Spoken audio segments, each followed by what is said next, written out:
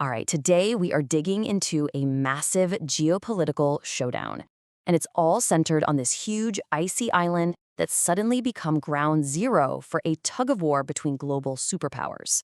We're talking, of course, about Greenland. So, the big question is, why? Why on earth would anyone want to buy Greenland? This whole thing exploded into the news when former President Trump seriously tried to buy it from Denmark. I know, it sounds completely bizarre, right? Like a real estate deal for an entire country. But this was no joke. There is a very real, high-stakes global chess game going on, and Greenland is the board. To really get why this place is so important, you have to wrap your head around the sheer scale of it. A mind-boggling 80% of the island is completely buried under a massive sheet of ice. It's less like an island and more like its own frozen continent. And here's the crazy part. Almost nobody lives there. The entire population is just 57,000 people. That's smaller than a lot of towns. And they're all kind of huddled together in small communities along the tiny bit of coast that isn't covered in ice. Oh, and it is brutally, unbelievably cold. Your average day can easily hit minus 30 Celsius, and if you go up north, minus 50 is pretty normal. So the question just gets bigger and bigger. Why is everyone so obsessed with this giant, frozen, and nearly empty slab of land? Well, it turns out that Trump's offer wasn't some new, wild idea. Not at all. It was actually just the latest chapter in a long, long history of American obsession with owning Greenland. It's an ambition that's all about dominating the Arctic. I mean, just look at the history. There is a clear pattern here. It started way back in 1867, right after the U.S. bought Alaska from Russia. Then they tried again in 1910.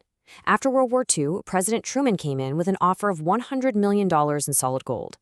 And then, of course, 2019, when Trump put the whole idea right back in the global spotlight. This isn't random. It's a strategic goal that just keeps coming back. And this quote really captures just how intense the modern American position is. But is this really just about finishing some old historical project? Or is there something else? Something hidden way down beneath the surface that makes Greenland so incredibly valuable right now? And that brings us to the next piece of the puzzle.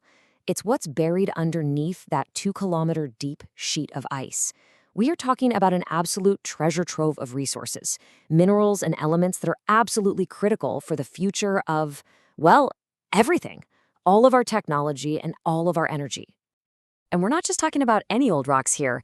These are the rare earth elements that our entire modern world runs on. You've got neodymium for the powerful magnets in electric vehicles and wind turbines, gallium, which is essential for AI chips, silicon for all our semiconductors, uranium for clean nuclear power.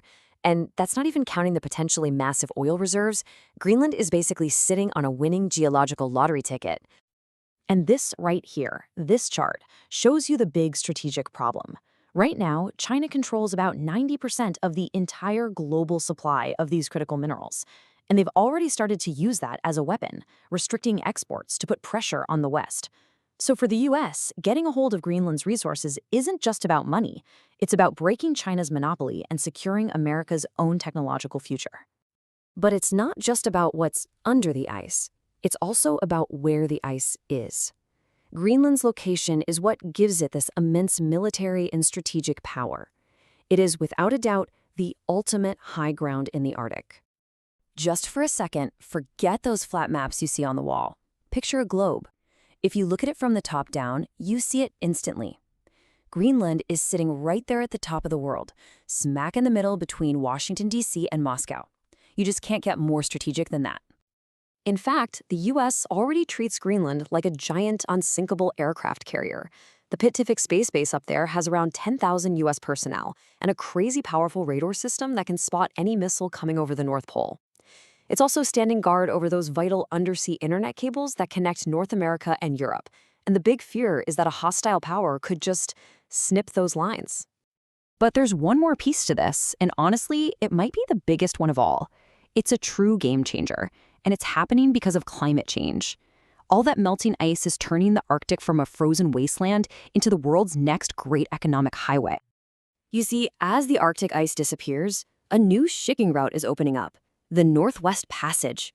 For a cargo ship going from Shanghai to London, this new route literally shaves 9,000 kilometers off the trip. We're talking about saving up to 15 days of travel and millions of dollars in fuel on a single voyage. This is set to completely rewire global trade as we know it. And so, this new great game is on. Russia wants to control and tax all the shipping that goes along its massive Arctic coast. China is planning to build what it calls a polar Silk Road to expand its economic empire. And the United States, it wants to own Greenland, because Greenland sits right at the front door of this new global highway. Owning it would be like owning the toll plaza for the future of world trade. So when you put all of it together, the long history, the unbelievable resources, the critical military position, and now these new trade routes, you start to see why the stakes are just astronomically high. This mix has created a recipe for a massive global conflict. And this is where things get really, really complicated for the United States. You see, Greenland is part of Denmark, and Denmark is a founding member of NATO. The core promise of that entire alliance is Article 5. An attack on one is an attack on all. So if the US made an aggressive move on its own ally to grab territory, the entire NATO alliance could shatter from the inside out. The possible outcomes here are, well, they're pretty sobering. On one hand, the US could become the undisputed superpower of the Arctic, but it might destroy its historic alliance with Europe to do it. China's plans would be severely crippled, but the mad dash for resources could completely destroy Greenland's fragile ecosystem. And maybe the most dangerous part? It would set a terrifying new precedent for the world, that in the end, might makes right. And that leaves all of us with a truly critical question. As all that ice continues to melt, is the world gaining a new frontier for peaceful commerce and cooperation, or are we just watching the opening moves of a new Cold War, or maybe a hot one, for control of the very top of the planet? The answer is going to shape the rest of the 21st century.